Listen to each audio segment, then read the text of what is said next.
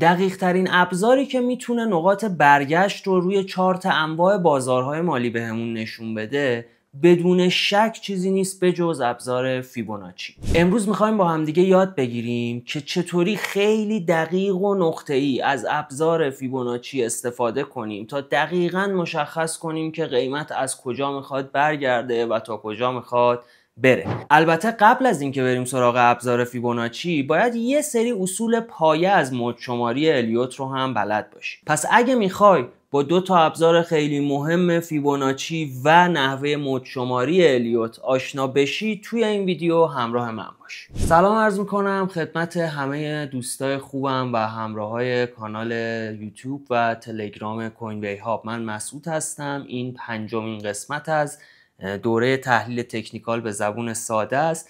اگر قسمت‌های قبلی رو ندیدید پیشنهاد میکنم که برین از اول شروع کنین، بخش‌های مختلف رو ببینید. ترکیب مطالبی که تا پیش از این آموزش دادیم به اضافه مطالبی که امروز یاد میگیریم میتونه شما رو یه لول ببره بالاتر توی تحلیل تکنیکال و بهتون این قول رو میدم که تا همینجا هم اگر با من همراه بوده باشید و همین ویدیو رو ببینید میتونید بیشتر از خیلی از تکنیکالیستایی که اطرافتون میبینید تحلیل بکنید و نقاط رو به صورت خیلی دقیق روی چارت مشخص کنید که کجا بخرید، کجا بفروشید، کجا حد ضرر بذارید و موارد از این دست.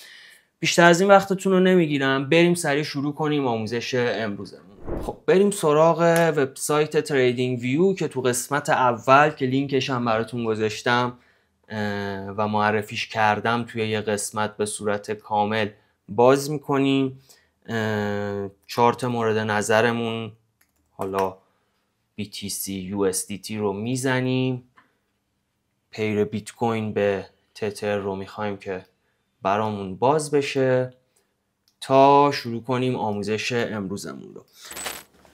خب قبل از اینکه بخوایم شروع کنیم و ببینیم که فیبوناچی رو چطوری باید نقاط رو توش مشخص کرد و به یه سری اعداد و سطوح رسید، باید یاد بگیریم که به صورت درست موجهای صعودی و نزولی رو شناسایی کنیم. برای این کار ما در واقع برای پیش نیاز این کار نیاز هستش که یه آشنایی کوچیکی با موج شماری الیوت داشته باشیم. موج شماری الیوت و مبحث الیوت مبحث خیلی مفصلیه، میشه ساعتها در موردش آموزش ساخت و میشه کلی کتاب در موردش خونده. اگر علاقه داشته باشید برید یا سرچ کنید، کلی مطلب در موردش هست.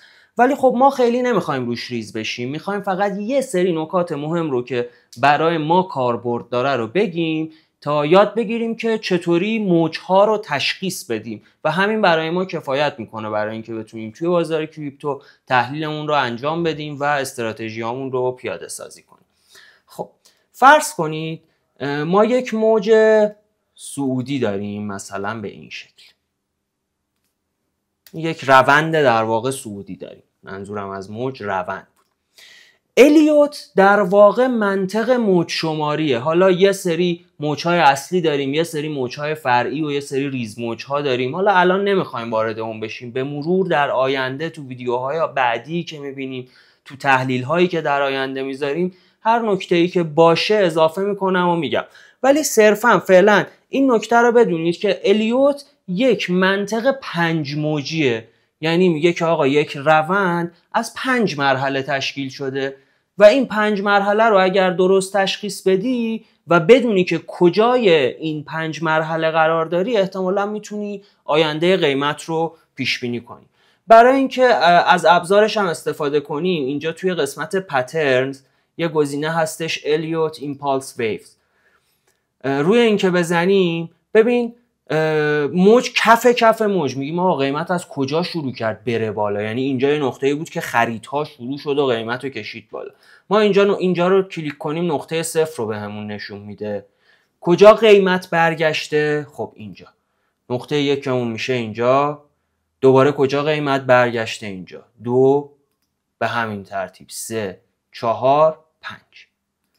بر اساس موج شماری الیوت اینجا الان باید روند صعودی ما تکمیل شده باشه. اون 5 تا دور رو در واقع گذروند، این سایکل کامل شد و احتمالاً بعد از این روند یک اصلاح باید داشته باشیم. به احتمال خیلی زیاد یک اصلاح داریم. حالا اصلاح به چه صورت اتفاق میفته؟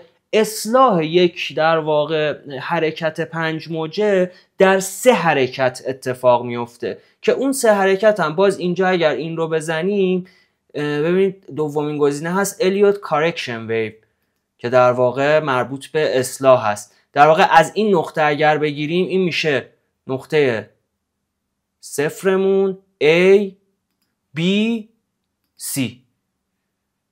پس حواستون باشه ما نقطه یکمون اینجا نبود، اینجا نقطه صفر بود توی الیوت وقتی میخواست صعود کنه.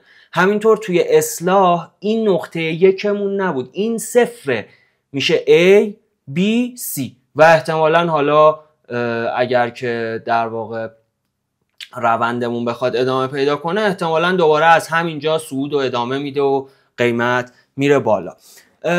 حالا ممکنه که تو هر یه دونه از این در واقع موج‌هایی که ما می‌بینیم، هر سایکل در واقع 5 مرحله‌ای که ما می‌بینیم کلی ریز موج وجود داشته باشه. یعنی مثلا ممکنه که این شکلی باشه، این یه تیکه نرفته بالا، که این ممکنه که خودش توش همچین اتفاقی افتاده باشه. در واقع این شکل به این صورته.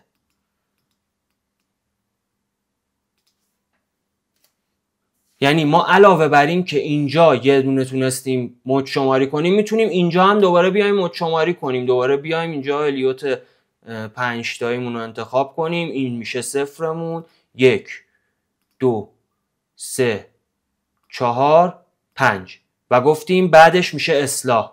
برای اصلاح میایم این رو میکنیم ABC، دوباره از همین نقطه 0 A B C. بعد از این وقتی که این تکمیل شد میتونیم امیدوار باشیم که خب روند ادامه داره و حالا تو این تصویری هم که ما کشیدیم روند داره ادامه پیدا میکنه. باز اگر ریزتر بشیم تو همینا دوباره میتونیم کلی ریز موج دیگه پیدا کنیم. اون چیزی که ما نیاز بود از الیوت بدونیم همینه، یک روندی که داره در واقع اون روند اصلی است 5 تا موج داره. حالا ممکنه این برعکس هم باشه، یعنی الزاما همیشه صعودی نیست، ممکنه که این در واقع این 5 موجه به این حالت باشه، مثلا از اینجا شروع بشه این بشه 1 2 3 4 5، دقیقاً برعکس اون، و اصلاحش به صورت صعودی باشه 0 A B C. اینجا اصلاح تموم شد. بعد از اصلاح چی میشه؟ دوباره یه 5 موجی دیگه اتفاق میفته 1 2 3 4 5. این شد کلیت الیوت. حالا یه سری نکاتی هست که میگم من اونایی که مهم باشه رو میگم و حالا تو ویدیوهای بعدی هم بهش اشاره میکنم، ولی خب خودتون سرچ کنیدم احتمالاً میبینید. مثال بخوام بگم مثلا چه نکاتیه که دارم میگم، مثلا اینکه معمولاً این موج سوم بلندترین موجه توی موج شماری الیوت. یعنی مثلا اگر از 0 به 1 10% صعود داشتیم، اینجا مثلا 3% اصلاح کردیم، موج 3 احتمالا مثلا 30% صعود داریم و دوباره تو موج 5 همون 10% داریم. یعنی اگر بتونیم موج سوم رو شناسایی کنیم و توش وارد بشیم احتمالا بیشترین صعود رو میتونیم تو بازار، بیشترین گین رو میتونیم از بازار بگیریم. یا مثلا یه نکته دیگه ای که هستش اینه که معمولا میگن که موج 5 شارپ ترینه. یعنی چی شارپ ترین؟ یعنی اگه مثلا موج 3 10 روز طول کشیده که اون موج تکمیل شه، موج 5 احتمالاً 2 روز طول میکشه. یعنی خیلی سریعتر از قبلی ها اتفاق میفته. البته هیچ الزامی نداره که این همیشه کار کنه، اینا صرفا چیزاییه که نکاتیه که استفاده میکنن و بیشتر وقتا کار میکنه و بر اساس تجربه به دست اومده. خب من پاک کنم اینا رو، بریم سراغ درس اصلیمون که در واقع فیبوناچی هستش. خب حالا بریم این چیزی که یاد گرفتیم و رو چارت هم یه نگاه بکنیم، ببینیم آقا این منطقی که ما گفتیم روی چارت چطوری اتفاق میفته. الان اینجا داریم ما چارت دیلی بیت کوین رو نگاه میکنیم دیگه. این چارت های دیلی و اینا رو هم که مطمئناً یادتون هست دیگه، اگر نمیدونید توی قسمت دوم که لینکش رو میذارم حتما برید و در واقع یادش بگیرید. در رابطه با پالا کندل ها اونجا صحبت شده و مطالبی که مربوط به این موضوع هست رو گفتیم. خب گفتیم که از کجا نقطه صفر ما کجا میشه؟ کف کف. ببین کف این چارت کجاست؟ اینجاست. یعنی این میشه نقطه صفر ما. اینجا اون جاییه که موج ما شروع به حرکت کرده. کجا تغییر حالت داده؟ اینجا. پس این میشه 1. دوباره روند بعدیمون کجا؟ اینجاست. اینجا تغییر کرده میشه 2. حالا موج 3 رو هم میشه اینجا در نظر گرفت، یک کمی اومده بالاتر، هم میشه اینجا در نظر گرفت. بسیار متغیره. شما به هر شکلی میتونستی مثلا اینو اینطوری ببینی، این 3، این 4، این 5. هم میشه این رو اینطوری دید، هم میتونیم این رو از اینجا ببینیم. این مثلا بشه 1، 2، این 3، این 4، این 5. اینجا الان سایکل ما کامل شد. حالا اینجا چه اتفاقی میفته؟ ما بعد از این یک اصلاح باید داشته باشیم. الزاماً چیزی که من میکشم همیشه درست نیست.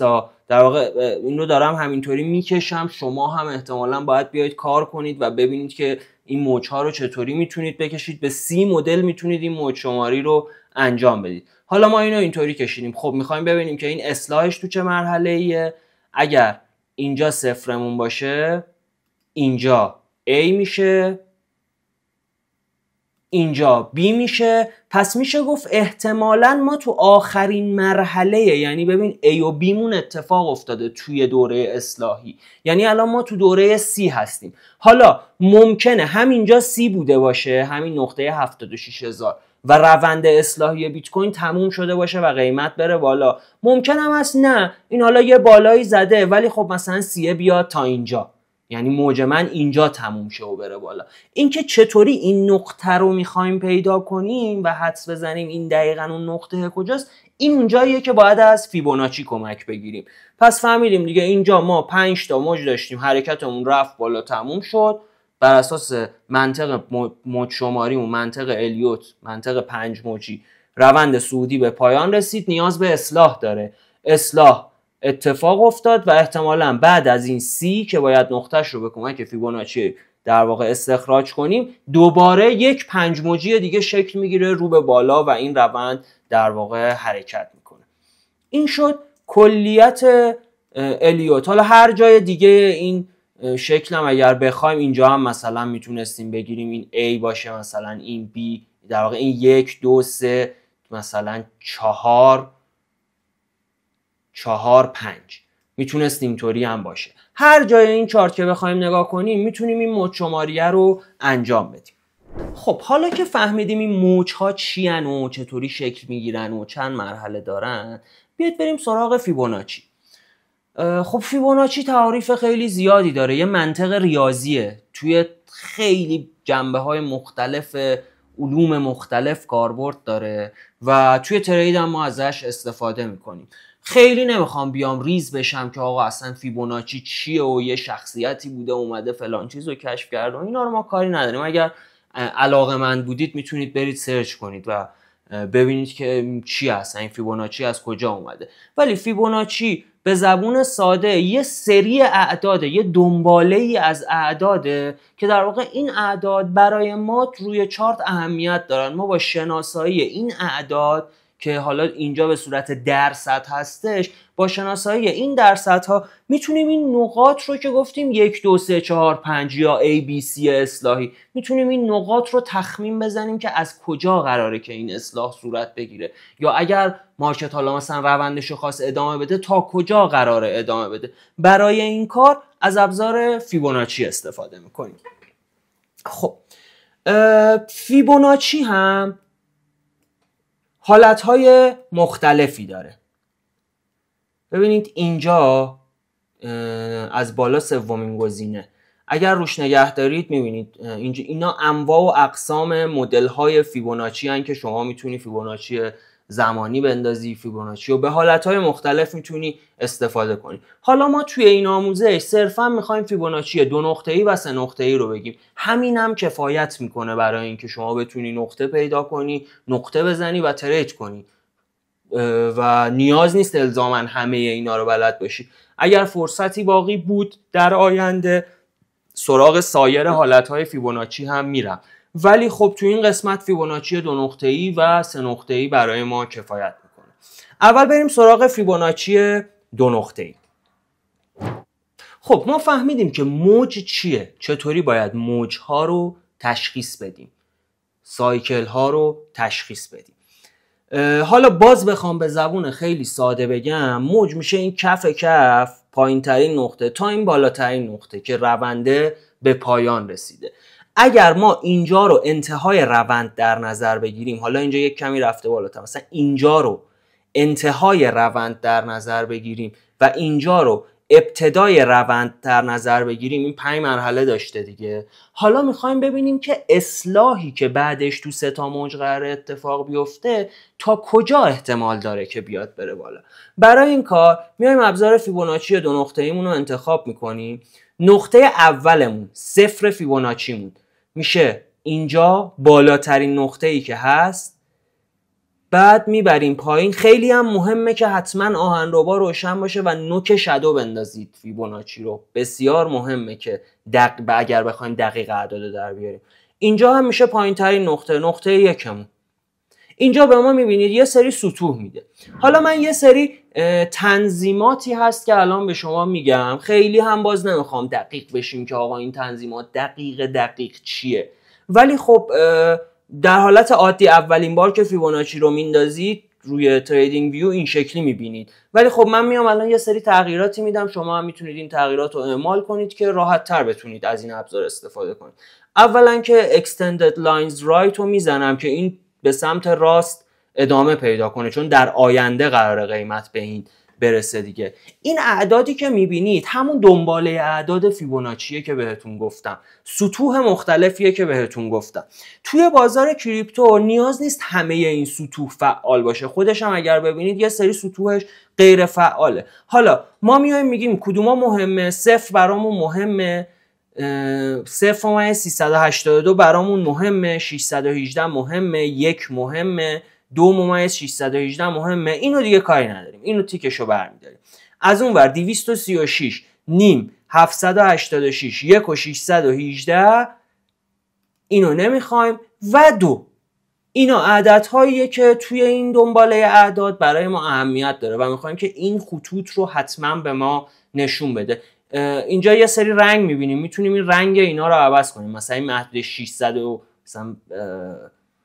مثلا 382 نارنجیه، این محدود است. من اگر اینو بیام مثلا رنگشو بکنم بنفش، میبینید رنگش تغییر میکنه. حالا خیلی کاری با اون نداریم. بک‌گراندش هم میتونید پررنگ کنید، کم رنگ کنید، که من معمولا سفید میکنم که چارتم خلوت بشه، فقط خطوط رو ببینم.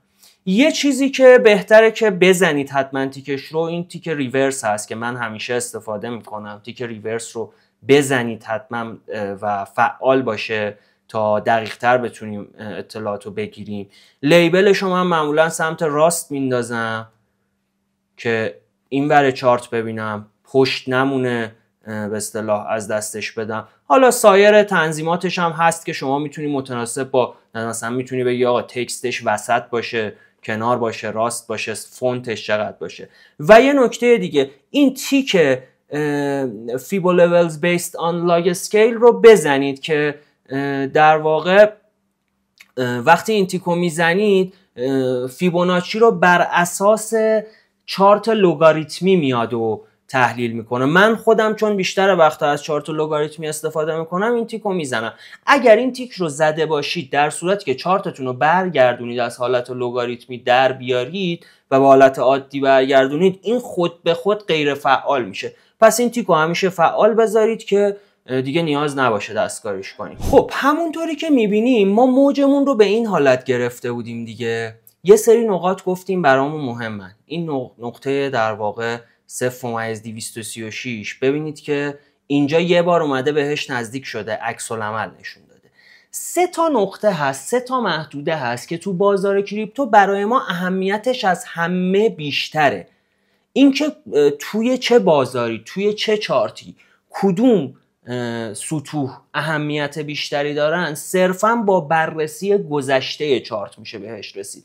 مثلا مثال میخوام بزنم، توی مارکت طلا این عدد 0.382 خیلی مهمه، بیشتر وقتا نسبت بهش عکس العمل نشون میده. تو بازار کریپتو این عدد نیم معمولا خیلی مهمه، بیشتر وقتا بهش عکس العمل نشون میده. ولی خب حالا من بخوام 3 تا نقطه رو در نظر بگیرم که معمولا خیلی اهمیت داره و بیشتر از بقیه در واقع روشون تمرکز میکنم، این محدوده است.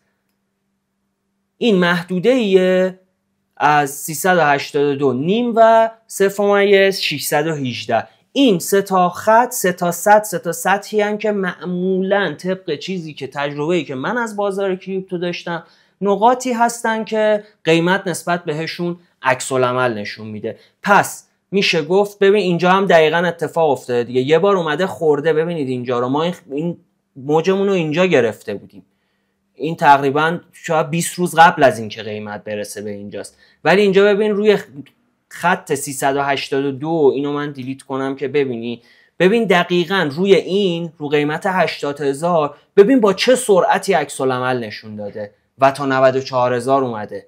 یعنی در عرض 2 روز از 80 اومده تا 94,000. یعنی اگر من این فیبو رو انداخته بودم، این نقطه رو داشتم، میتونستم حدس بزنم که از اینجا قرار قیمت یه اصلاح، در واقع یه حرکت رو به بالا بزنه.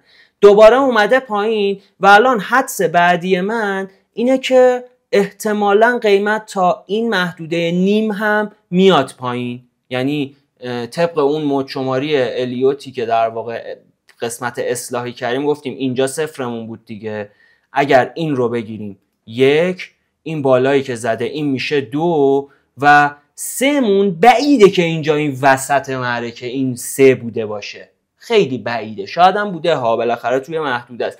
من حدسم اینه که این قیمت تا 73,258 باید بیاد تا این موج اصلاحی رو تکمیل کنه و بعد بره حرکتش رو از اینجا ادامه بده، دوباره مثلا بره به سمت بالا.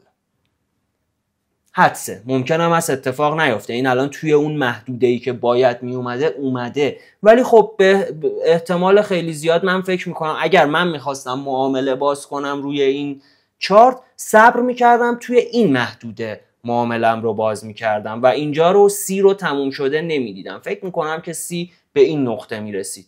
چرا؟ چون که فیبوناچی داره به هم میگه. حالا میتونیم بریم اینو توی حالا گذشته هم بررسیش کنیم، ببینیم قبلا این الان چیزی بود که در آینده اتفاق افتاد. مثلا فرض کنیم اینجا تا اینجا یک موج صعودی داشتیم دیگه. میایم دوباره فیبو رو میندازیم، گفتیم نقطه صفرمون میشه بالاترین نقطه یکمون میشه پایین ترین نقطه. این الان دقیق نیست نقطه، این درستشه.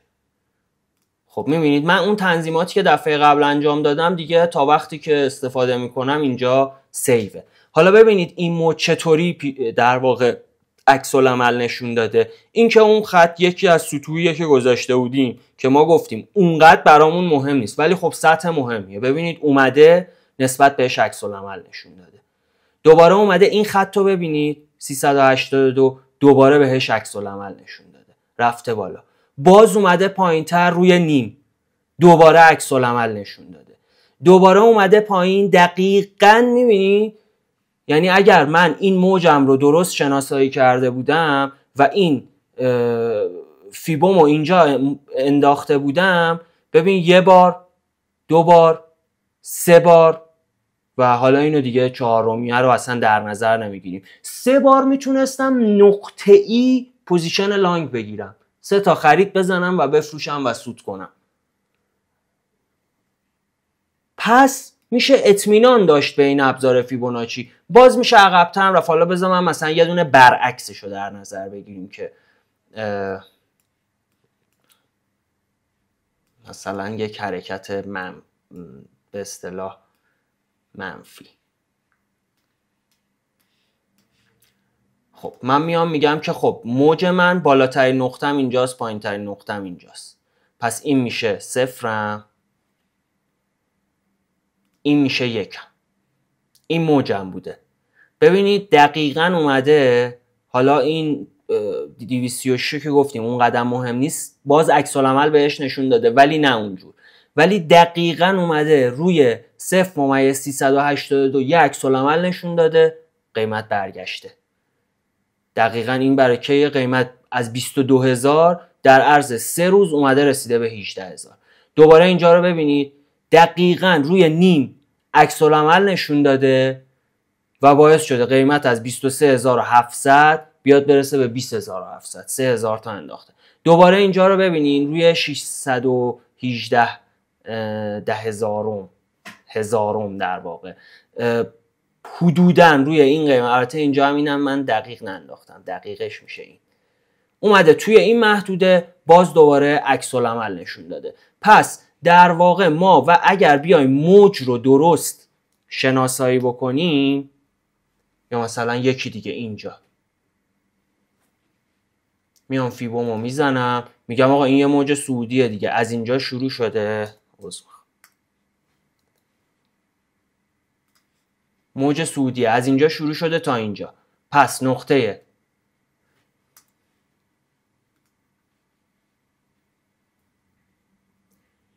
نقطه 0 من میشه اینجا، نقطه 1 من میشه اینجا.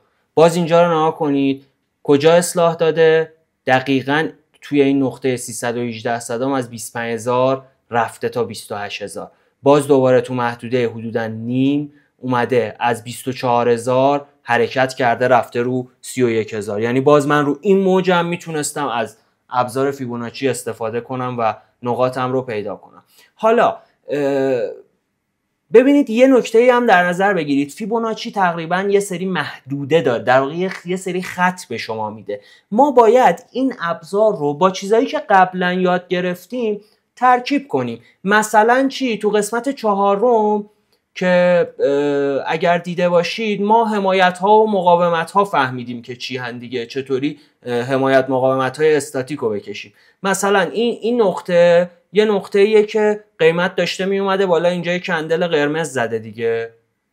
پس میتونیم نتیجه بگیریم که ما اینجا تو این نقطه که قیمت برگشته یک مقاومت داریم دیگه و حدوداً هم افتاده توی همین محدوده‌ای که انتظار داشتیم قیمت برگرده. پس میایم چیکار میکنیم وقتی میخوایم معامله کنیم؟ میایم چیکار میکنیم؟ میایم میگیم که از این مقاومت استاتیک ما، دارم اینا رو با هم دیگه ترکیب میکنم و این قطع کنم،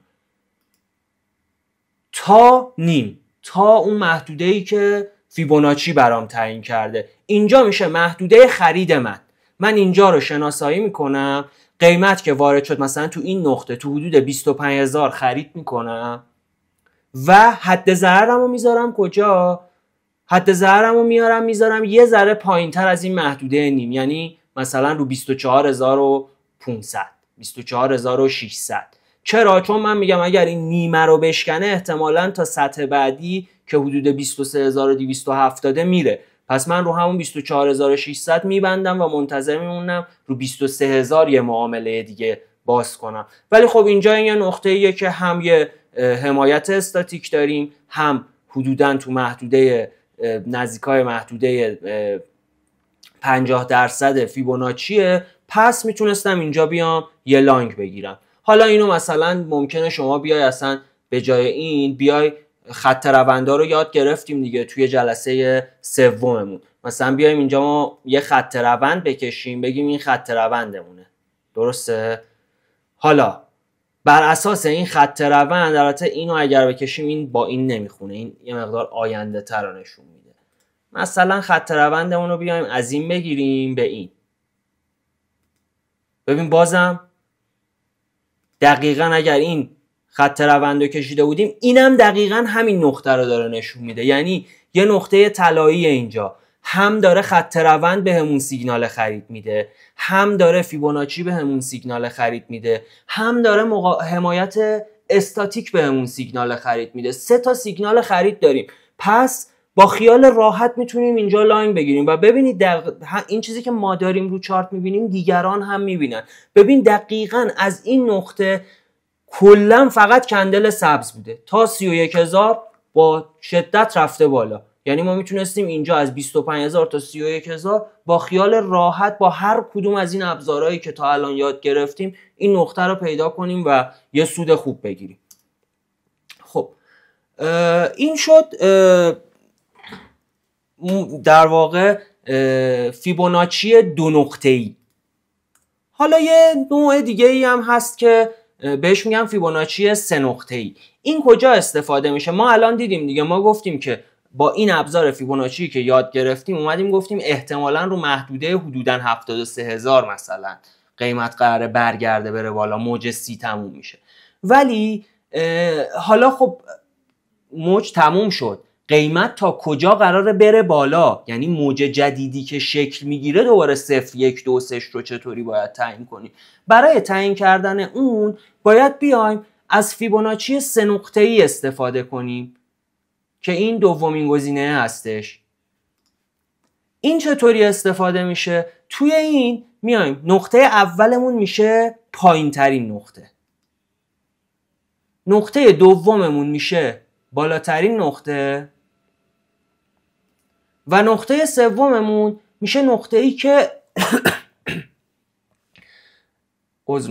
نقطه سوممون میشه نقطه‌ای که اصلاحمون به پایان رسیده. مثلا فرض میکنیم اینجا اصلاح ما الان به پایان رسیده، این میشه نقطه سوم ما. باز اینجا هم توی 3 نقطه‌ای هم یه سری تنظیمات رو میریم با هم دیگه انجام میدیم. اولا که extended right رو میزنیم چون میخوایم در آینده ببینیم، این رنگ پشتش رو بر میداریم، اینو مثل قبلی میندازیم سمت راست. توی این نیاز نیستش گزینه ریورس رو بزنیم، یعنی ریورسش نکنید، ولی حالت در واقع لوگاریتمی فیبوناچی رو فعال کنید. نقاطی هم که اینجا مهمن، 0 و 382 رو نمیخوایم، 618 برامون مهمه، 1 مهمه، 2 ممیز 618 مهمه، 4 ممیز 236 مهمه، دوباره اینو نمیخوایم، نیم رو نمیخوایم، این رو نمیخوایم، 1 ممیز 618 برامون مهمه و 3 ممیز 618 برامون مهمه.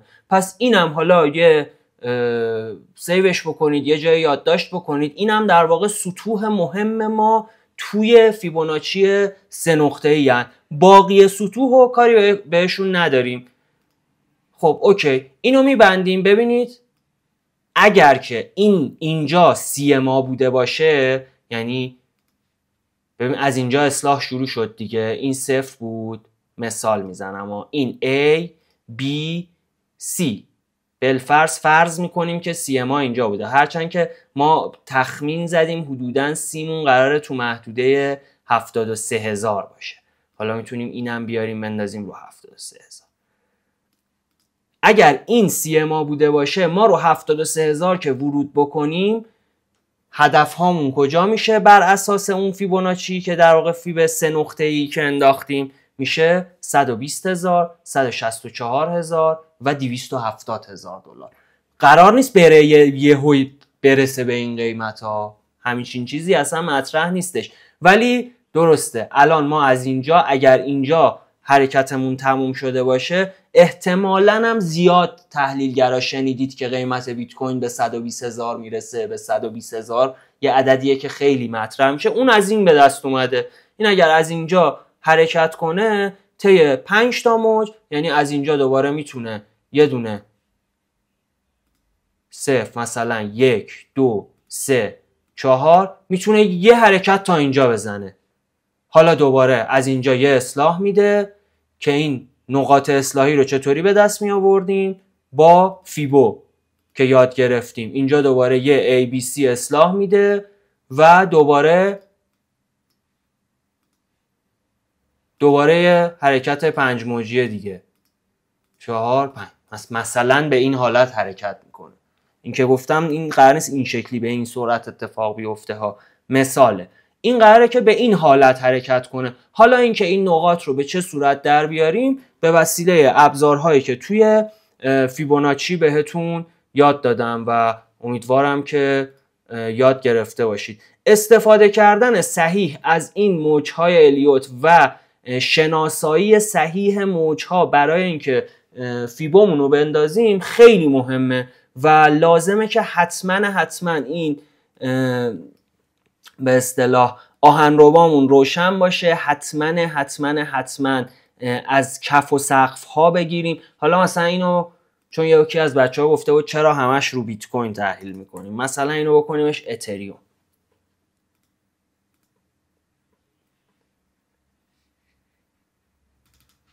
این چارت اتریوستی هستش، چارت روزانش، یا حتی میشه این روزانش رو اصلا میکنیم 4 ساعت. فرقی نداره، این چیزی که ما داریم آموزش میدیم فرق نداره که روی چه تایم فریمی باشه. ما اگر موج رو درست تشخیص بدیم میتونیم نقاط رو پیدا کنیم. مثلا یه اتفاقی که در گذشته افتاده، من میام اینجا فیبوناچیه 2 نقطه ایمو میزنم، میگم آقا اینجا یه موج نزولی داشتم دیگه، از اینجا تا اینجا یک موج نزولی داشتم دیگه، پس نقطه 0 میشه اینجا، نقطه 1 میشه اینجا و همونطور که میبینین دقیقاً اومده از این نقطه 618 اصلاح کرده تا اینجا اومده و از 2800 ریخته با حالا تو حرکت اولش تا 2600 اومده، ولی خب اگر باز دقت کنیم تا کمتر از اونم اومده. یا مثلا اصلا این خطوط رو اگر ببینیم میبینید دیگه، باز اینجا خط بعدیمون 0.382 ببینید چطوری اومده نسبت بهش واکنش نشون داده. پس این معتبره، همیشه برای ما معتبره. حالا مثلا باز اتریوم رو میخوایم ببینیم که آقا این روندی که الان نزولی که از اینجا تقریبا ثابت بوده بازار، از اینجا نزولش شروع شده دیگه، نزول اصلی شروع شده. تا کجا اومده؟ تا اینجا. پس من این نقطه رو در نظر میگیرم، بالاترین نقطه میشه اینجا. خب این قیمت کجا قراره؟ تا کجا قراره بره بالا؟ این تا ابد نیست. این برای این ابزار فیبوناچی برای اینه که شما یه نقطه پیدا کنی، یه معامله پیدا کنی، واردش بشی و ازش خارج چی. ما الان اینجا رو داریم، نتیجهمون اینه که روند نزولیه. حالا الان موج شماری الیوت نکردیم ببینیم 5 تاش اتفاق افتاده یا نه، ولی فرض میکنیم که الان این آگاهی رو داریم که این روند نزولیه. خب وقتی روند نزولیه ما وای میستیم اصلاح صورت بگیره. وقتی اصلاح صورت گرفت دوباره توی حرکت روند پوزیشن باز میکنیم. اینجا اصلاح صورت گرفته، میتونستیم توی این محدوده که 1924 یه پوزیشن شورت باز کنیم که میبینیم تا 1800 اومده. البته میگم این نقطه خیلی مهمی نیست برای ما تو کریپتو. گفتیم نقاط مهم کریپتو ما این 3 هستش که هنوز اتریوم بهش نرسیده. یعنی چی؟ یعنی اگر اتریوم بیاد برسه به 2025 2030 یه نقطه خیلی مهمه که از قضا حدوداً توی همین محدوده، توی این محدوده ما یه مقاومت هم داریم. پس من میتونم بیام بگم که حالا این نقطه مهمه رو پاکش کنم، اینجا یه مقاومت هم داریم. پس من میتونم بیام بگم آقا من توی این محدوده شورت میگیرم. این محدوده یعنی از 1989 تا 2026. یه دونه خطم یه ذره بالاتر در نظر میگیرم، مثلا 2036. این میشه استاپ لاسم. توی این محدوده نزدیکای 2000 شورت میگیرم، 2036 میشه استاپ لاسم و از اینجا میام با دوباره با اون فیبوی 3 نقطه‌ای که میندازم تارگت بعدی رو مشخص میکنم. ولی باید وایسم قیمت رسید اینجا میتونم شورت بگیرم. حالا باز اگر اینجا رو شکست رفت بالاتر میتونم توی این محدوده نیم دوباره یک عددی پیدا کنم. حالا باز اینجا هم با همون منطق خودمون اگر گفته باشیم این حدوداً توی این محدوده، حالا دیگه مربع نمیکشم، حدوداً توی این محدوده یه دونه مقاومت استاتیک هم داریم. این هم تقریبا با هم اینا توی یه لول دیگه. پس این هم میتونه یه محدوده دیگه باشه برامون. این تکنیک رو روی هر چارتی که پیاده بکنید جواب میده. فقط میگم شما باید بری گذشته چارت رو در نظر بگیری. بالفرض اگر رفتی توی بازار بورس رفتی یه سهامی رو پیدا کردی خواستی فیبو بندازی، برو گذشتهش رو ببین، 7-10 بار بنداز این فیبو رو، ببین رو کدوم محدوده عکس العمل نشون داده، بیشتر رو کدوم محدوده عکس العمل نشون داده. من خودم محدوده نیم و 0.618 رو میپسندم توی بازار کریپتو و فکر میکنم که اون محدوده های مهمتری هستند، در واقع ریسکشون کمتره به نسبت سایر نقاط. سعی میکنم اون نقاط رو پیدا کنم و معاملم رو اونجا باز بکنم، حالا چه معامله لانگ چه معامله شورت.